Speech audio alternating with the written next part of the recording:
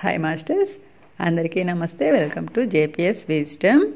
మనం మన స్వాధ్యాయ యోగాలో న్యూ ఏజ్ విజ్డమ్ అయినటువంటి sun shine before the dawn, తెలుగులో నక్షత్ర లోకాలు అనేటువంటి అద్భుతమైన జ్ఞానాన్ని అందుకుంటున్నాం. ఇప్పటి వరకు మనము 7 భాగాలు కంప్లీట్ చేసుకున్నాం. ఈరోజు 8వ భాగం. నిన్నటి భాగం స్వప్న సీమల్లో లైరన్ స్త్రీలు పెద్దలు వారి స్వప్నాలను ఎలా అల్లుతారు, అందులో వారి నైపుణ్యం, వాటి ద్వారా వారి లోకానికి వాళ్ళు అద్భుతమైన ఆనందపు తరంగాలను, ఏకత్వపు భావనలు ఎలా స్ప్రెడ్ చేస్తున్నారు, తద్వారా ఆ లోకపు వాసులు ఎంత హాయిగా ఆనందంగా ప్రేమతత్వంతో ఉండగలుగుతున్నారు అనే విషయాల గురించి తెలుసుకున్నాం. అలాగే సిరియస్ బృందం కూడా వాళ్ళ నుంచి ఎన్నో కొత్త కొత్త విషయాలను నేర్చుకుంటారు. వాళ్ళ గురించి కూడా వాళ్ళకి తెలియని ఎన్నో విషయాల గురించి తెలుసుకుంటారు. అలాగే ఇదంతా జరిగి 1,00,000 సంవత్సరాలకు పూర్వం కాబట్టి అప్పటి మానవులు ఎలా ఉన్నారు భూమి మీద, వారి రూపురేఖలు ఎలా ఉన్నాయి, వాళ్ళు కురచగా ఇలా వంగిపోయి ఒళ్ళంతా జుట్టుతో, మనస్సు అనేది లేకుండా, వారి మెదడు పనితీరు కూడా జంతువుల్లాగా, అంటే అప్పటి మానవుల యొక్క జీవన విధానము పూర్తిగా జంతువులు రాక్షసుల మాదిరిగా ఉంది అని చెప్తున్నారు. అంటే మేము మానవులము ఇతర జీవుల పట్ల మానవత్వంతో ఉండాలి అనే విషయాలను కూడా వాళ్ళు పూర్తిగా మర్చిపోయి ఉన్నారు. అందుకే ఆ మానవుని యొక్క రూపురేఖలు పూర్తిగా మార్చాలి, అతని జీవన విధానాన్ని అద్భుతంగా జీవించేందుకు అతని యొక్క మెదడు పనితీరును అభివృద్ధి చేయాలి, అతనికో మనసును కూడా అమర్చాలి అని డిసైడ్ చేసుకుంటారు. అయితే వీళ్ళు ఎందుకు ఇలా ఉన్నారు? మనం తయూబ గ్రహయాత్రలో తెలుసుకున్నది ఏమిటంటే 13.5 లక్షల సంవత్సరాల క్రితం బకరాటిని అనేటువంటి గ్రహవాసులు భూమి మీదకు రావడం జరుగుతుంది మొట్టమొదటిసారిగా.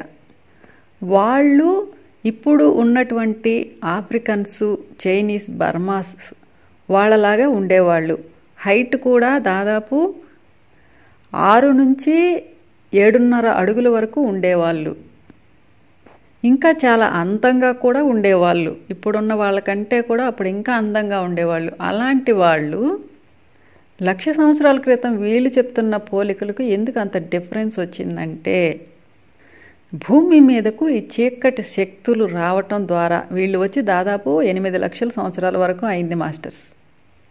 వీరు అడుగుపెట్టినప్పటి నుంచి భూమి మీద ఎన్నో పరిణామాలు రావటం, అప్పుడున్నటువంటి మానవులలో ఎన్నో విపరీతమైన చర్యలు, నెగిటివిటీ స్ప్రెడ్ అవటం, అనుకోని ప్రకృతి వైపరీత్యాలు, ఈ మానవులు వాళ్ళల్లో వాళ్ళు ఒకరి మీద ఒకరు దాడులు చేసుకోవటం, ఈ మానవులలో రాక్షసత్వం అనేది విపరీతంగా పెరిగిపోవడం ద్వారా ఈ బకరాటిని గ్రహవాసులు భూమి మీదకి రాకముందు ఈ భూమి 5వ 6వ పరిమాణంలో ఉండేది, డైమెన్షన్లో ఉండేది. ఎప్పుడైతే వీరిలో నెగిటివిటీ బాగా స్ప్రెడ్ అయిపోయి చీకటి శక్తుల వల్ల 3rd డైమెన్షన్కి పడిపోతుంది. ఆ తర్వాత ఎన్నో ప్రకృతి వైపరీత్యాలు రావటం ద్వారా, అలాగే ఒక ఉల్క కూడా భూమిని తాకటం ద్వారా అప్పుడు ఉన్నటువంటి డైనోసార్సు, అప్పుడు ఉన్నటువంటి మానవులు అందరూ కూడా పూర్తిగా నశించి భూమంతా కూడా అల్లకల్లోలం అయిపోతుంది. ఆ సమయంలో అక్కడక్కడ మిగిలిన 1-2 ఆ కొండ గుహల్లో అలా దాక్కుని బయటపడిన వాళ్ళు పూర్తిగా తమ జ్ఞానాన్ని మర్చిపోయి ఆ కొండల్లో, కోనల్లో, అడవుల్లో జంతువుల మాదిరిగా బ్రతకడం మొదలు పెడతారు. పూర్తిగా నరమాంస భక్షకులుగా మారతారు. వీళ్ళనే మనం ఆదిమవాసులు అని కూడా అంటాం. అప్పటి నుంచి వీళ్ళ జ్ఞాపక శక్తి పూర్తిగా పోతుంది. వీళ్ళు పూర్తిగా జంతువులుగా, మృగాలుగా బ్రతకడం ద్వారా వీళ్ళ యొక్క రూపురేఖలు కూడా మారిపోతాయి. ఇదే మనకి డార్విన్ చెప్పిన సిద్ధాంతం కూడా ఏంటంటే కోతి నుండి మనిషి రావడం జరిగిందని. కానీ ఇది రాంగ్ అని పత్రి సార్ చెప్తారు. ఎందుకంటే కోతి వేరే, మనిషి వేరే. కాకపోతే ఈ పరిణామాల వల్ల వాళ్ళ రూపురేఖలు అలా మారిపోతాయి. వంగిపోయి చూడడానికి ఆ కోతి రూపాల్లాగానే ఉండేవాళ్ళు. ఇదే ఇప్పుడు వీళ్ళు చర్చించుకున్నారు, తిరిగి ఆ మానవుడిని మళ్ళీ అద్భుతంగా తయారు చేయాలి అని. అంతేకాని డార్విన్ సిద్ధాంతం ప్రకారం కోతి నుండి మనిషి రాలేదు మాస్టర్స్. అలాగే బకరాటిని గ్రహవాసులు భూమి మీదకి వచ్చేటప్పటికి కోతులు ఆల్రెడీ ఉన్నాయి భూమి మీద.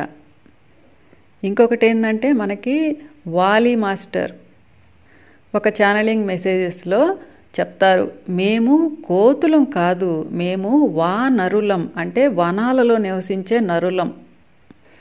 మేము చాలా శక్తి సామర్థ్యాలను కలిగి ఉంటాం. ఎందుకంటే మాకు ఇచ్చిన వర్క్కి మాకు బలం చాలా అవసరం కాబట్టి. కాకపోతే మా మూతులు కొంచెం ఆ కోతుల ఆ మూతుల్లాగే ఉంటాయి, పోలి ఉంటాయి కాబట్టి మమ్మల్ని కూడా కోతుల లిస్టులో వేయడం జరిగింది. కానీ మేము వేరే, కోతులు వేరే. మేము వానరులం, అంటే వనాలలో అడవులలో నివసించే నరులం అని చెప్తారు. అందుకే మనమంతా ఇప్పుడు సత్యం తెలుసుకునే సమయం ఆసన్నమైంది మాస్టర్స్.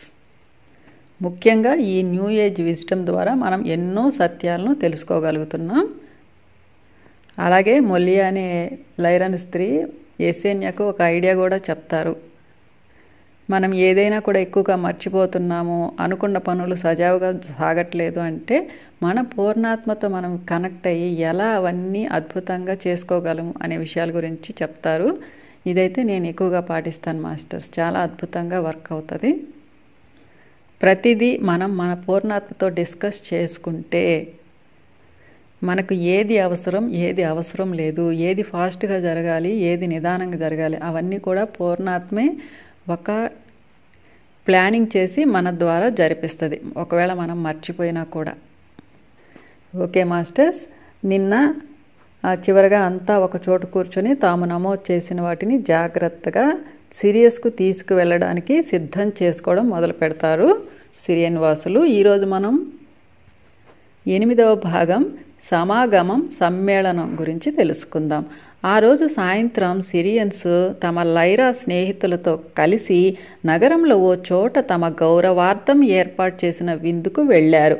లైరా పెద్దలతో కలిసి అంతా ఓ పొడవైన టేబుల్ చుట్టూ వేదిక పైన ఆసీనులయ్యారు.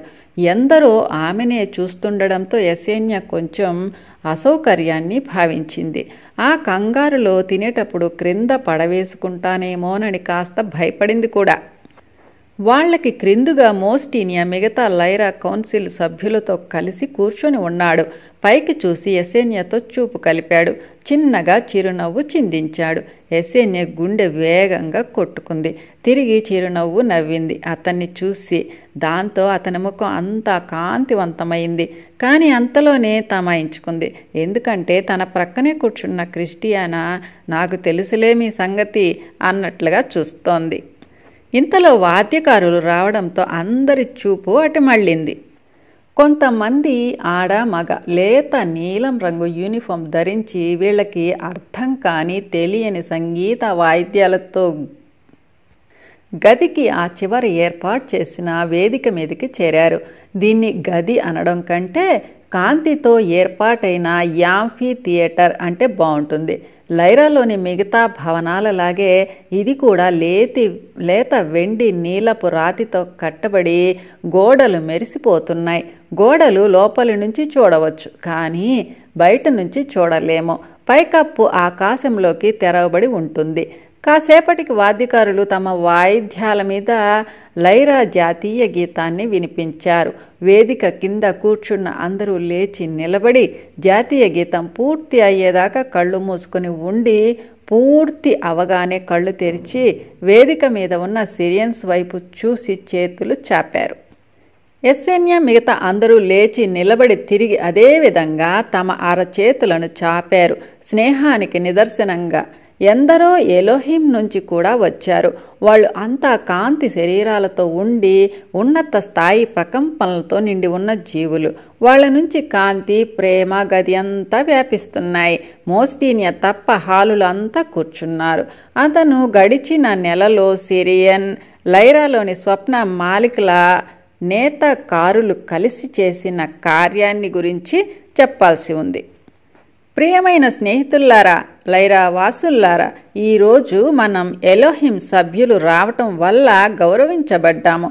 వారు సమస్త సృష్టికి సృష్టికర్త అయిన భగవంతుడి ప్రణాళికను అమలుపరచడంలో ప్రముఖ బాధ్యత వహిస్తారు అంటూ మొదలుపెట్టాడు మోస్టీనియా. అంతేకాకుండా ఇక్కడ మన తోటి సోదర సోదరీమణులైన సిరియన్స్ కూడా ఉండడం ఎంతో గౌరవప్రదమైన విషయం. మీలో చాలామందికి తెలుసు ఎస్ఎన్యా మరి ఆమె బృందం మన లైరా స్త్రీలతో కలిసి సరికొత్త భూలోకవాసుల సృష్టికి ప్రణాళిక సిద్ధం చేశారు. వీరిని క్రొత్త మానవులు అని పిలవడం జరుగుతుంది. హ్యూమన్స్. హ్యూ అంటే దేవుడి పవిత్ర శబ్దం, సృష్టిని తెలుపుతుంది. ఈ క్రొత్త మానవులు దిగువ స్థాయి 12 పరిమాణాల కాంతి లోకాలలోని నక్షత్ర జాతులకు చెందిన అత్యున్నత లక్షణాలన్నింటినీ కలిగి ఉంటారు. ఒకప్పుడు 5వ పరిమాణంలో ఉన్న తార అనే భూమి ఆక్రమణలకు గురై 3వ పరిమాణానికి దిగజారిపోయింది. భూమి చీకటి శక్తుల వల్ల దాదాపుగా వినాశనానికి గురి అయింది అని భయపడ్డాము. ఎలోహింకు భూమి నక్షత్ర జాతుల సమాఖ్య నుంచి విడిపోవడం ఇష్టం లేదు. అందుకే ఓ సరికొత్త జన్యు నిర్మాణాన్ని భూమి కోసం రూపొందించి ఆ క్రొత్త మానవులు తమలోని దివ్యత్వాన్ని గుర్తు చేసుకొని తమ హృదయాలను తమ బుద్ధిని ఉపయోగించి భూమిని ముందుకు తీసుకువెళ్లేలా సరికొత్త జీవ సృష్టికి అంగీకరించాయి. భూమి ప్రకంపన చైతన్య స్థాయిలలో 3వ పరిమాణానికి జరిగినప్పుడు ఆ కాంతి స్థాయి శక్తి స్థాయికి లోబడే పనిచేస్తుందని మీకు తెలిసిందే. మళ్ళీ తాను పోగొట్టుకున్న 5వ పరిమాణానికి భూమి అధిరోహించాలంటే ఆ మహాయుగాల కాల పరిమితి అవసరం అవుతుంది. ఈ 4 మహాయుగాల చివరలో అంటే 1,00,000 సంవత్సరాల తర్వాత భూమికి పునః సృష్టి జరిగి అందులోని భూలోకవాసులు మళ్ళీ ఒకసారి మనతో కలుస్తారు. అలా జరగటానికి కావలసిన మార్గం భవిష్యత్తులో భూమి మీద జన్మించబోయే వారి ద్వారా ఏర్పడుతుంది. వారు ఎంతో శక్తివంతులు, బలవంతులు అయి ఉండి ప్రేమ బంధంతో పెనవేసుకుపోయి ఉండాలి. అందుకే భగవంతుడి సృజన శక్తులైన ఎలోహిం భూమిని నింపడానికి ఈ క్రొత్త జాతిని సృష్టి చేసి ఆ జాతిని సాక్షాత్తు భగవంతుడి దివ్య స్ఫులింగంతో నింపి తద్వారా అంతటా దివ్యత్వ ప్రవాహాలు నింపడానికి నిశ్చయించుకున్నారు. అయితే ఇది సాహసంతో కూడుకున్నదే. చైతన్యం పరిమాణాలతో చేయబోయే ప్రయోగంలో లోపాలు లేకపోలేదు. 3వ పరిమాణపు వాస్తవంలో జీవి యొక్క స్వేచ్ఛ ఇచ్ఛను అడ్డుకోలేము. వారిలో సిరియన్స్ మన లైరా స్త్రీలు ఎలోహిం నిర్ణయించిన ప్రకారం చేసిన ఈ సృష్టి తాలూకు కాంతి చట్రాలను ప్రత్యక్షీకరింపబడిన భౌతిక రూపాల్లోకి మార్చటం సిరియన్స్ బాధ్యత. వారినే మీరు ఇక్కడ చూస్తున్నారు. వారు ఈ సృజనాత్మక కాంతి సంకేతాలను, ఈ సుళ్ళు తిరిగే కాంతి చట్రాలను ఒక ఆకారంలోకి తీసుకువస్తారు. మోస్టీనియా వేదిక మీద ఉన్న సిరియన్ బృందం వైపు చూసి తల వంచాడు. ఇంకా ఇప్పుడు మీ అందరికీ సిరియన్ మిత్రులను పరిచయం చేస్తాను. ఈ ప్రాజెక్ట్ లీడర్ ఎస్ఎన్యా. ఈవిడ ఇది వరకు లైరాలో ఎన్నో జన్మలు జీవించారు. సిరియన్ కౌన్సిల్ సభ్యురాలు, గెలక్టిక్ ఫెడరేషన్లో సిరియన్స్ ప్రతినిధి. ఎస్ఎన్యా లేచి నిలబడింది. సమావేశం కేసి చూసి చిరునవ్వు నవ్వింది. ఆవిడ పక్కన కూర్చున్నది క్రిస్టియానా, జీవజన్యు శాస్త్రంలో నిపుణురాలు. శబ్దాన్ని, ప్రకంపనను, కాంతితో నింపబడిన చట్రాలను భౌతిక రూపంలోకి తర్జుమా చేయటంలో ఎస్ఎన్యా నిపుణురాలు. మోస్టీనియా ఇలా పరిచయం చేస్తున్నప్పుడల్లా వాళ్ళు లేచి తమ చేతులను చాపి తమ ఆమోదాన్ని తెలుపుతున్నారు. ఇంకా ఈవిడ ఆసియా, జన్యు నమూనాలు రూపొందించడంలో నిపుణురాలు. ఎలోహిం యొక్క కాంతి చట్రాలను అనువదించి భౌతిక రూపంలోకి తీసుకురావడంలో ఈవిడ సహాయపడగలదు. ఈవిడ ప్రక్క ఉన్నది పెప్పో. భౌతిక శరీరం యొక్క రసాయన సమ్మేళనాలను సరి అయిన కొలతలతో, నిష్పత్తులతో కలిసి నిర్ణయించడం ఇతని పని. ఇక ఈవిడ డొరితల, మనసు యొక్క పనితీరులను, ఉద్వేగాల ప్రతిస్పందనలు సరిగ్గా అమర్చడంలో నిపుణురాలు. క్రొత్త మానవజాతి ఈ విషయంలో సున్నితంగానూ జాగరూక స్థితిలోనూ ఉండేలా చూడడం డొరితల పని. ఇక క్లాడిస్, సమారా, ఇద్దరు బయో ఇంజనీరింగ్లోనూ జన్యు అమెరికల్లోనూ సిద్ధహస్తులు. సమర ఓ పొడుగాటి వ్యక్తి. అతడి తల్లి తండ్రి వేర్వేరు జాతుల వాళ్ళు. ఓ గ్రహానికి పర్యటన చేసినప్పుడు సిరియన్ నక్షత్ర నౌకకు అతని తల్లి దొరికింది. ఆమెను ఆ నౌక కమాండర్ కాపాడి సిరియస్కు తీసుకువచ్చి ప్రేమించి పెళ్లాడాడు. అయితే 5వ 6వ పరిమాణ వాస్తవాలకు ఆమె శరీరం అలవాటు పడింది. సిరియస్ ఏకి సమార గణిత శాస్త్రజ్ఞుడు. ఖగోళ జన్యు నిర్మాణంలో అంటే నక్షత్రాల గ్రహాలకు సంబంధించిన నిర్మాణంలో నిపుణుడు. నక్షత్రాల గ్రహాల కదలికలకు అనుగుణంగా DNA అమరికను అమర్చడంలో సిద్ధహస్తుడు. బ్రహ్మరంధ్రంలోని మార్పులకు అనుగుణంగా ఈ క్రొత్త మానవ జాతి తయారయ్యేలా చూడటం ఇతని పని. ఇంకా టేబుల్కు ఆ చివర ఉన్నది బోస్టో మరి కాస్పియర్. వారిద్దరూ భౌతిక మరి రసాయన శాస్త్రవేత్తజ్ఞులు. ఈ జన్యు నిర్మాణాన్ని అనుసరించి సరి అయిన కణాల కణజాలాల అవయవాల అమరికతో కొత్త మానవ రూపాన్ని తయారు చేయటంలో వీళ్ళు సహాయపడతారు. ఇంకా ఈ చివరలో ఉన్నది రాయ్. గ్రూపు అందరిలో చిన్నవాడు.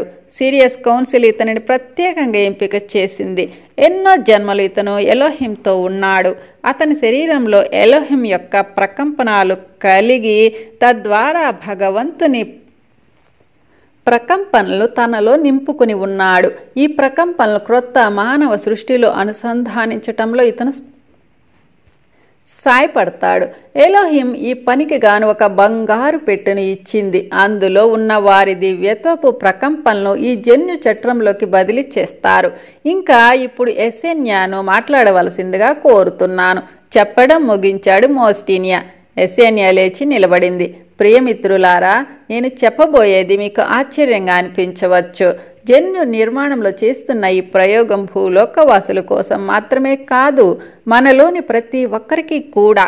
మీకు తెలుసు, మనమంతా మన పరిమాణాల్లో మాత్రమే జీవించేలా మన శరీర నిర్మాణాలు ఉన్నాయి. మనం ఈ 12 దిగువ స్థాయి కాంతి లోకాలు అన్నింటిలోనూ ప్రయాణించలేం.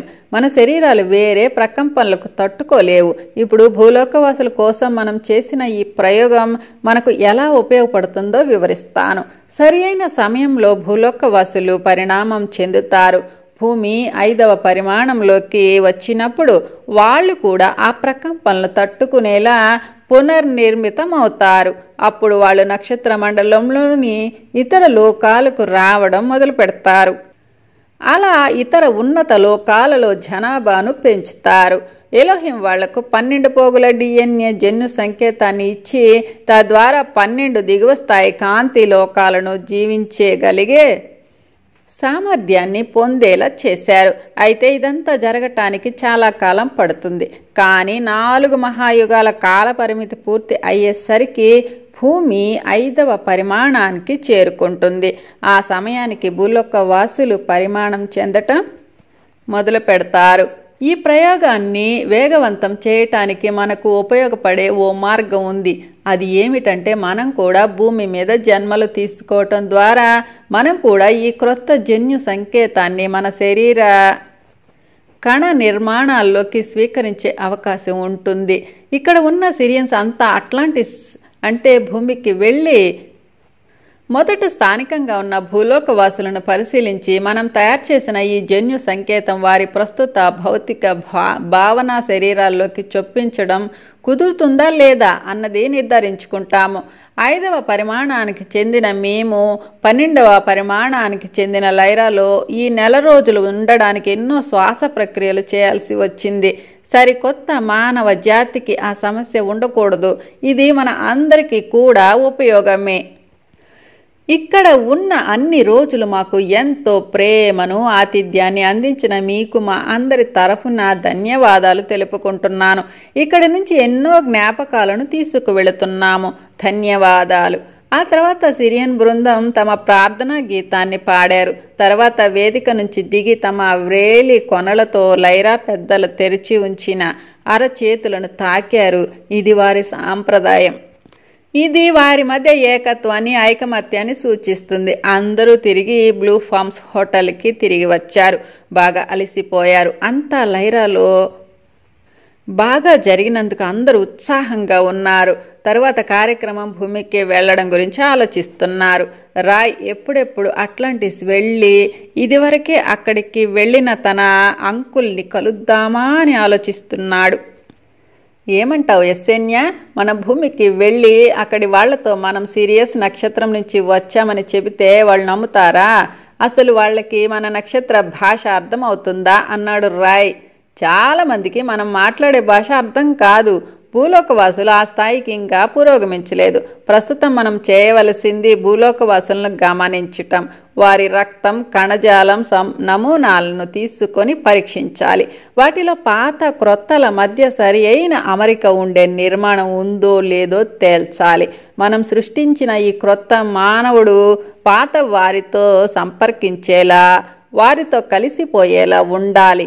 ఈ రకంగా మనం ఇదివరకే భూలోక వాసులలో ఉన్న జన్యు నిర్మాణానికి మన ఈ సరికొత్త జన్యు చట్రాన్ని కలపాలి. నిజానికి భూలోకవాసులు మనలాగే 5వ పరిమాణంలో జీవించడానికి సృష్టి చేయబడ్డవారే. కానీ భూమి చైతన్యం ప్రకంపన పరంగా 3వ పరిమాణానికి దిగజారిపోయినప్పుడు వారు కూడా తమ అసలు స్థితిని మర్చిపోయారు. జన్యు మూలాల్లో అసలు స్థితి ఉంది కనుక సరి అయిన సమయంలో ఈ క్రొత్త జన్యు సంకేతం ఆధిక్యాన్ని సంతరించుకుంటుంది. నేను మీ అందరికీ ఎంతో రుణపడి ఉన్నాను. మీ అందరి సహకారం, మీ అద్భుత శక్తులు ఎంతో ఉపయోగపడ్డాయి. మన ఈ ప్రయత్నం వృధా కాదు. ఒకరోజు మనతో కలిసి నడిచే సరికొత్త మానవ జాతిని మనం సృష్టిస్తాము. ఇక అందరూ వెళ్ళి హాయిగా పడుకోండి. రేపు మళ్ళీ మనం మన ఇంటికి వెళ్ళిపోవాలి. రేపు ఇక్కడి లాబీలో 2వ డెకాన్ మొదట్లో అందరం కలుద్దాం. సిరియస్కు మన ప్రయాణం మొదలు పెడదాం ముగించింది యశన్య. ఇదంతా అయ్యాక తన గదికి తిరిగి వచ్చిన ఆమెకు మరో అద్భుతమైన పూల గుత్తి బెడ్ మీద కనిపించింది. దానికి 3 బంగారు లిల్లీ పూలు బంగారు దారంతో కట్టి ఉన్నాయి. ఆ లిల్లీ పూలతో ఒక సందేశం ఉంది. యశన్య ఈ కవర్ను చించి చదివింది. ప్రియమైన యశన్య, ఈరోజు 3వ డెకాన్ 5వ గంటలో ఈ హోటల్లోకి దగ్గరలోని పగోడాకి, అంటే మతపరమైన ఎన్నో అంతస్తులున్న మేడ. పగోడా హోటల్ వెనుక బ్లూ ఫామ్ చెట్ల దగ్గర ఉంది. నేను నీకోసం అక్కడ ఎదురు చూస్తూ ఉంటాను. మోస్టీనియా తన రూమ్లో నుంచి చూస్తే పగోడా కనిపిస్తుంది. యశన్య ఇదివరకే దాన్ని చూడాలనుకుంది, కానీ వీలు కుదరలేదు. పగోడా ఒక ధ్యాన మందిరం. ముదురు గులాబీ రంగు రాతితో కట్టబడింది. ఊదా రంగు లైర ఆకాశపు కాంతిలు అది మెరుస్తూ దాదాపు లేత నీలితో కూడిన తెలుపు రంగులో కనిపిస్తోంది. యశన్య బంగారు లిల్లీలను తనకు దగ్గరగా హత్తుకుంది. ఈ రాత్రి తన జీవితంలోకి ఏం తీసుకురానుంది అనుకుంది. ఎంతోసేపు తన గదిలోని మ్యాజిక్ చైర్లో కూర్చొని తన మనస్సుకు ప్రేమను పంపమని దానిని కోరింది. వెంటనే ఆమెను శాంతితో ప్రేమతో కూడిన తరంగాలు చుట్టుముట్టాయి. కాసేపు వాటిని ఆస్వాదించి నిద్ర కోసం పక్కపై వాలింది. 3వ డెకాన్ 4వ గంటలో నిద్రలో నుంచి లేచి హాయిగా మంచి పరిమళ భరితమైన సబ్బుతో తలార స్నానం చేసింది. లేత పర్పుల్ రంగు గౌను వేసుకొని దానికి ఒక బంగారు లిల్లీని పిన్నుతో గుచ్చింది. తన ఆకుపచ్చని కళ్ళ చుట్టూ సన్నని ఊదారంగు కాటుకతో గీత గీసుకుంది. నెమ్మదిగా టైం చూసి హోటల్ వెనుక మెట్ల గుండా క్రిందికి దిగింది. పగోడా వైపు అడుగులు వేసింది. దగ్గరే కాబట్టి వెంటనే అక్కడికి చేరుకుంది. ప్రవేశ ద్వారం దగ్గరే ఆమె కోసం ఎదురు చూస్తూ మోస్టీనియా కనిపించాడు. చాలాసార్లు లైరన్లు అంటే వాళ్ళ ట్రాన్స్పోర్ట్ సిస్టమ్ ద్వారా ప్రయాణించినా అప్పుడప్పుడు కొద్దిమంది తమ స్వంత వాహనాల్లో ప్రయాణిస్తారు. మోస్టీనియా కూడా ఈసారి తన వాహనంలోనే వచ్చాడు. యశన్యాని చూడగానే ఆమె వైపుకు అడుగులు వేశాడు. ఆమె చేతులను తన చేతుల్లోకి తీసుకుని పెదవులకు ఆనించుకున్నాడు. తాను వచ్చిన వాహనం వైపు చూపించాడు. యశన్య తామిద్దరూ ఆ పగోడాలోనే ఉంటారేమో అనుకుంది. ఆమె ఆలోచనలు చదివినట్టుగా మోస్టీనియా మన కలయికను ఇతరులు చూడకుండా మనం గెలాక్టిక్ కౌన్సిల్ రూల్స్ అతిక్రమించామని ఇతరులు అనుకోకుండా ఉండడం కోసం ఈ ఏర్పాటు చేశాను అన్నాడు. వాహనపు తలుపు తెరిచి పట్టుకోగానే యశన్య లోపలికి అడుగుపెట్టింది. వారిద్దరికీ ఈ ఒక్క రాత్రే, కేవలం ఈ రాత్రే కలిసి ఉండడానికి అవకాశం. బహుశా ఇది భగవంతుడి ఇచ్చేనేమో. ఈ కలయికల వల్ల కలిగే జ్ఞాపక శక్తి మోస్టినియా ఎట్సాస్లో చూసిన దృశ్యంలో లాగా భవిష్యత్తులో ఒకరోజు వారిద్దరూ కలిసి ఉండేలా తిరిగి రావడానికి ఉపయోగపడుతుందేమో. మోస్టినియా వాహనం ఊదారంగు ఆకాశంలో ఎగిరి ఎసేన్యాకు తెలియని ప్రదేశం వైపు పయనించసాగింది. సిరియస్లో పర్వతాల దగ్గర ఎసేన్యాకు ఇల్లు ఉన్నట్లుగానే ఎట్సాస్ దగ్గరలోని కొండలపై మోస్టినియాకు ఒక ఇల్లు ఉంది. ఎమరాల్డ్ హిల్స్ వెంబడి ఓ పిల్ల కాలువ దగ్గర ఉన్న మోస్టినియా ఇంటికి రావడానికి ఎంతోసేపు పట్టలేదు. ఆ కాలువ వెండి కాంతి రిబ్బనులా వీళ్లకి స్వాగతం పలికింది. నెమ్మదిగా వాహనం క్రిందికి దిగింది. మోస్టినియా దిగి ఎసేన్యా దిగటానికి అటువైపు వెళ్లి తలుపు తెరిచాడు. ఆమె దిగగానే ఒకసారి ఆమెకు దగ్గరను లాక్కొని ఆమె కళ్ళల్లోకి చూశాడు. ఎంతో కాలంగా నిన్ను ఇక్కడికి తీసుకురావాలని కలలు కన్నాను. ఈ చిన్న ఇల్లు ఎంతో పురాతనమైనది. నా పూర్వీకులు దీన్ని కట్టారు. ఎంతో నిరాడంబరంగా అందంగా ఉంటుంది. రా, లోపలికి వెళదాం అన్నాడు. చూడడానికి గులాబీ రంగు పగోడలాగే ఉన్న ముదురు ఆకుపచ్చ రంగు వేసిన మెట్లు ఉన్నాయి. తలుపు దాకా లైరాలోని ఇతర భవంతుల్లాగా పైకప్పు ఆకాశం వైపు తెరిచి లేకుండా చిన్న చిన్న బూడిద రంగు రాళ్లు అతికించి మోయబడి ఉంది. రా ఎసేన్యా, మా చిన్న ఇల్లు అంతా చూద్దు గాని ఇది నాకు ఎంతో ఇష్టమైన ప్రదేశం. ఒంటరిగా గడపాలని నాకు అనిపించినప్పుడల్లా నేను ఇక్కడికి వస్తాను. నేను పిల్లవాడిగా ఉన్నప్పుడు మా అమ్మమ్మ, అన్నయ్య ఇక్కడే ఉండేవాళ్ళు. నేను ఇక్కడికి అప్పుడప్పుడు వచ్చేవాణ్ణి. చాలా సరదాగా గడిపేవాణ్ణి. ఆవిడ జ్ఞాపకాలు నాలో ఎంతో పదిలంగా ఉన్నాయి. ఆమె ఉంటే తప్పకుండా నిన్ను ఇష్టపడేది. ఈ ఒక్క రాత్రి మనం కలిసి ఉండడం ఎంత ముఖ్యమో ఆవిడ తప్పకుండా అర్థం చేసుకుని ఉండేది. ఆమె లైరాలో పుట్టింది. కానీ ఆమె తల్లి వెగా నక్షత్ర మండల వాసి. ఆమె మా తాతగారిని ఇతర పరిమాణాల మధ్య వివాహాలు జరుగుతూ ఉండే రోజుల్లో వివాహం చేసుకుంది. వెగా నీకు తెలుసు, 10వ పరిధి నక్షత్రం. ఆమెకు ఎప్సిలాన్ లైరాలో శ్వాస తీసుకోవడం అప్పుడప్పుడు కష్టమయ్యేది. మిగతా నగరాల్లో కన్నా ఇక్కడ ఎట్సాస్కు దగ్గరలోని ఈ కొండల మధ్య ఆమెకు సౌకర్యంగా ఉండేది. మా అమ్మమ్మకు ఒక పాత స్నేహితురాలు ఉంది. ఆవిడ మన ఇద్దరికి భోజనం పంపింది. ఇదిగో ఇక్కడ ఉంది అన్నాడు మోస్టినియా. ఎసేన్యా గది చుట్టూ తిరిగి చూసింది. చిన్నగా ఉన్న అందంగా ఉంది. కళాత్మకంగా నిరాడంబరంగా ఉన్న ఆ వాతావరణం ఆమెకు ఎంతో విశ్రాంతిని, శాంతిని ఇస్తోంది. గోడలు లేత బూడిద రంగుతో కలిసిన పర్పుల్ రంగులో ఉండి క్రింది ఫ్లోర్ బయట మెట్ల వలె రాళ్లు చిన్న చిన్న డైమండ్ ఆకారాల్లో పరిచి ఉన్నాయి. గది మధ్యలో ముదురు ఆకుపచ్చ రంగు తివాచి పరిచి ఉంది. గదిలో ఫర్నిచర్ తక్కువగా ఉంది. రెడ్వుడ్తో చేసిన గుండ్రటి టేబుల్ ఉంది. దాని మీద ఆహారం సిద్ధంగా ఉంది. 2 చెక్క కుర్చీలు, వాటిలో పర్పుల్ కలర్ కుషన్లు ఉన్నాయి. ఎసేన్యాను కూర్చోమని చెప్పి మోస్టినియా వంటగదిలోకి వెళ్ళి సీసా నిండా బెర్రీ వైన్ 2 గ్లాసులతో వచ్చాడు. వస్తున్నప్పుడు అతన్ని పరీక్షగా చూసింది ఎసేన్యా. అతను ఎంతో పొడుగ్గా, బలంగా ఉన్నాడు. నల్లటి జుట్టు చెరిగిపోయి ఉంది. ముఖం మీద చిరునవ్వు. ఎసేన్యాకు తెలిసినంత వరకు అతనికి 1000 సంవత్సరాల వయస్సు ఉన్న యువకుని వలె కనిపిస్తున్నాడు. నక్షత్ర జాతులకు శరీరాలను పునర్సమీకరించడం తెలుసు కాబట్టి ఆ కిటుకుల సాయంతో శరీరాలు వయస్సు ప్రభావానికి గురి కాకుండా చూసుకోగలరు. ఎసేన్యా, మోస్టినియా ఇద్దరు కూడా 30 సంవత్సరాల వయసు వారిలా కనిపిస్తున్నారు. సిరియన్లో కల్లా లైరాలో యవ్వనులుగా కనిపించే అవకాశం ఎక్కువ. సిరియస్లోనూ లైరాలోనూ పెద్దవాళ్లు పిల్లలకు చిన్నప్పటి నుంచే తమను తాము స్వస్థత చేకూర్చుకోవడం నేర్పిస్తారు. చిన్నతనం నుంచే వాళ్ళు మనసు యొక్క ఆలోచనలు శరీరాన్ని ఎలా అదుపు చేస్తాయో తెలుసుకుంటారు.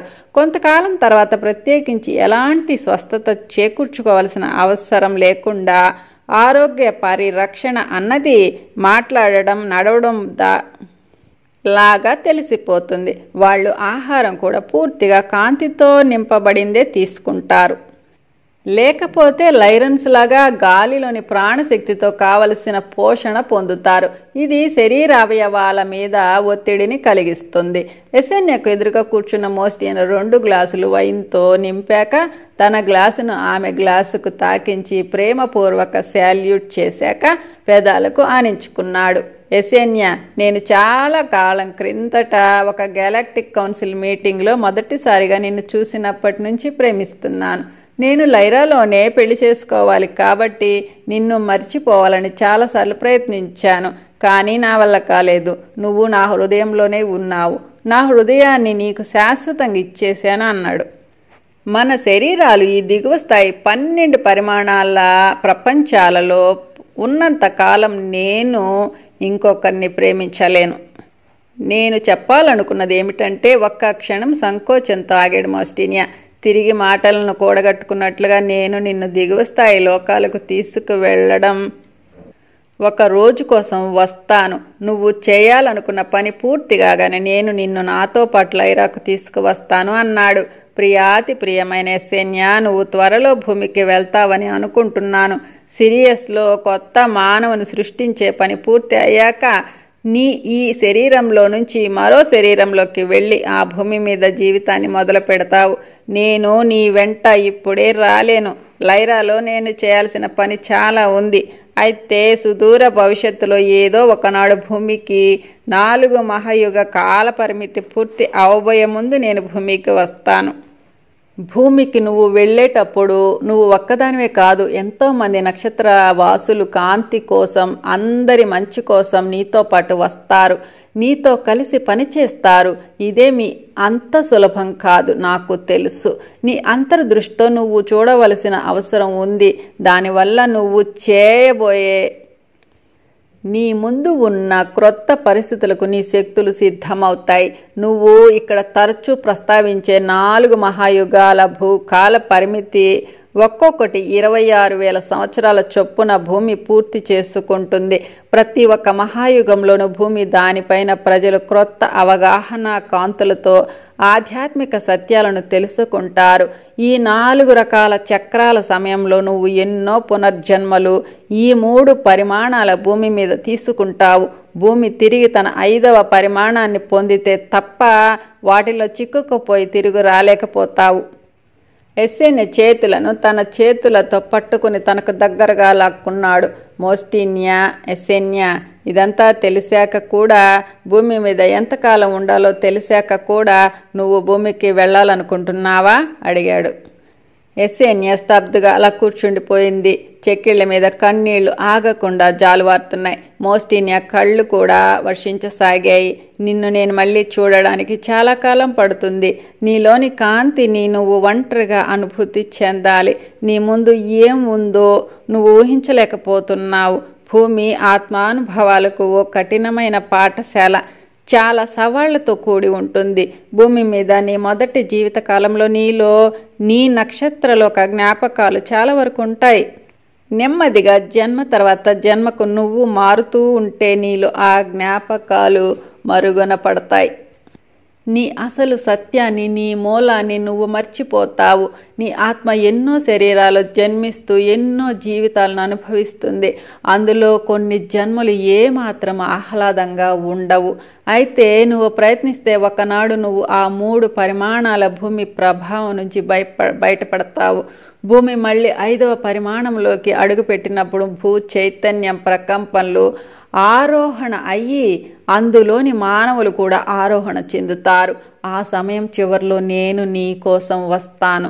నేను నిన్ను తిరిగి నీ స్వంత ఇంటికి తీసుకువస్తాను. ఆ టేబుల్ మీద భోజనం అలాగే ఉండిపోయింది. ఒక్కసారిగా ఇద్దరి పెదవులు దీర్ఘ చుంబనంలో లీనమయ్యాయి. కాసేపటికి తర్వాత మోస్టినియా ఎసెన్యాను తన చేతులు ఎత్తుకొని బెడ్రూంలోకి తీసుకువెళ్ళి సుతారంగా బెడ్ మీద పడుకోబెట్టాడు. ఎంతోసేపు ఒకరి చేతుల్లో ఒకరు అలా పడుకొని ఉండిపోయారు. నెమ్మదిగా వెక్కి వెక్కి ఏడవసాగింది ఎసెన్యా. మీరు చెప్పేదంతా సత్యమేనని నాకు తెలుసు. భూమి మీద జీవితం అంత సులభం కాదు. ఏదో ఒకరోజు అసలు నేను ఎందుకు వచ్చానా అని అనుకుంటానేమో కూడా. కానీ ఆత్మలో దేవుడి కాంతిని ప్రకాశింపచేయడానికి సృష్టించబడ్డ వారిలో నేను ఒకదాన్ని. మిమ్మల్ని వదిలి వెళ్ళటం అనేది నా హృదయాన్ని ముక్కలు చేస్తోంది మోస్టినియా. భూమి మీద ఉండగా నేను కాంతి లోకాల్లోకి ఆరోహణ చెందలేను. నేను నా ఆత్మలోకి క్రొత్త మానవుని జన్యు సంకేతాన్ని అందిపుచ్చుకోవాలి. ఎంతో కష్టతరమైన జన్మలను చూడాల్సి ఉంది. అయినా ఆ కష్టాలు నా ఆత్మను బలోపేతం చేస్తాయి కాబట్టి నేను వెళ్ళాలనే నిర్ణయించుకుంటున్నాను. క్రొత్త మానవ జన్యు సంకేతాన్ని నేను స్వీకరించి ఏదో ఒకరోజు లైరాకు తిరిగి వస్తాను. నాకు ఆ నమ్మకం ఉంది అంది ఎస్సేన్యా. గాఢ కౌగిలింతల్లో మునిగిన వారిద్దరి శక్తులు ఏకమవుతున్నాయి.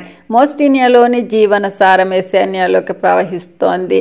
భూమి మీద ఎన్ని జన్మలెత్తినా ప్రతి జన్మలోనూ మోస్టినియా ఆత్మ సారం తనలో ఒక భాగమై ఉంటుంది అనిపించింది ఎస్సేన్యాకి. కళ్ళు మూసుకున్న ఎస్సేన్యా శక్తి ఆత్మసారము తనలోకి రావడం గమనించాడే మోస్టినియా. తన శాశ్వతత్వంలో ఒక భాగమైపోయింది ఎస్సేన్యా శక్తి. అలా వాళ్ళిద్దరి శక్తుల అనుసంధానం ప్రేమ కాంతితో నిండిపోయాయి. ఈ శక్తుల సమాగమనం కోసమే మోస్టినియా ఆమెను ఈ కాటేజ్కి తీసుకువచ్చాడు. ఆమె శక్తిని తాను స్వీకరిస్తే ఆమె భూమికి వెళ్ళినా ఆమెలోని ఓ భాగం తనతోనే ఉంటుంది. అతడు 3వ పరిమాణ భూమికి వెళ్ళలేడు. అది అతని మార్గం కాదు. 4వ కాలచక్రం తర్వాత భూమి కాంతిని సమీకరించుకొని తన ప్రకంపనలు పెంచుకున్న తర్వాత మాత్రమే అతను ఎస్సేన్యా కోసం భూమికి వెళ్ళగలడు. వాళ్ళ ఇద్దరి ఈ శక్తుల కలయిక ఇద్దరి మధ్య ఎన్నటికీ చెరిగిపోని ప్రేమ బంధాన్ని ఏర్పరిచింది. మోస్టినియా ఎప్పుడు భూమికి వెళ్ళినా తమ ఈనాటి శక్తుల కలయిక వాళ్ళిద్దరినీ ఒక దగ్గరకు చేర్చగలదు. అప్పుడు ఎస్సేన్యాను గుర్తించి ఇంటికి చేరుస్తాడు. ఇద్దరు ఒకరిలో ఒకరు లీనమై గాఢ నిద్రలోకి ఒరిగిపోయారు. 5 గంటల తర్వాత లేచారు. మళ్లీ గాఢ చుంబనంలో మునిగిపోయారు. ఇద్దరి మధ్య ఎంతో శక్తి ప్రవహించింది. వాళ్ళిద్దరి శరీరాల్లోని ప్రతి కణము ఆ బంగారు శక్తితో తడిసి ముద్దయింది. ఆనందం అంబరాన్ని అంటింది. ఎంతోసేపటి తర్వాత లేచి భోజనం చేశారు. మళ్లీ 2 గ్లాసుల్లో బెర్రీ వైన్ నింపాడు మోస్టినియా. భూమి మీద నువ్వు జాగ్రత్తగా సురక్షితంగా ఉంటావు. నీకు ఎదురైన ఎన్నో సవాళ్లను దాటగలవు. నీలో నా ప్రేమ జ్ఞాపకం నిలిచే ఉంటుంది. దాంతో నువ్వు ఎప్పుడు ఒంటరిదానివి అని భావించకు అన్నాడు. మోస్టినియా రవ్వంతా విచారంగా, ఎస్సేన్యా ఆకుపచ్చని కళ్ళు నీళ్లతో నిండిపోయాయి.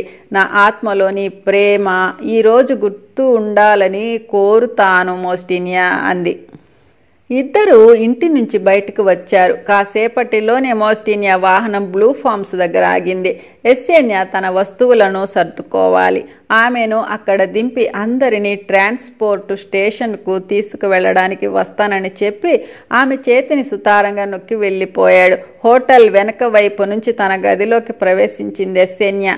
హాయిగా బాత్రూమ్కి వెళ్ళి షవర్ కింద చాలాసేపు ఉండిపోయింది. గబగబా తయారై తన వస్తువులు సర్దుకొని మిగతా వాళ్లను కలవడానికి లాబీలోకి వచ్చింది. అందరూ లైరాలో గడిపిన కాలం గురించే కబుర్లు చెప్పుకుంటూ ఉన్నారు. అందరూ మామూలుగానే ఉన్నారు. ఎటొచ్చి ఎస్సేన్యాలో మార్పు చూడడానికి ఇదివరకటిలాగే ఉన్నా ఆమె శక్తి ఇప్పుడు ఆమెది మాత్రమే కాదు, మోస్టినియాలోని భాగం కొంత తన దగ్గర ఎప్పటికీ ఉండిపోతుంది.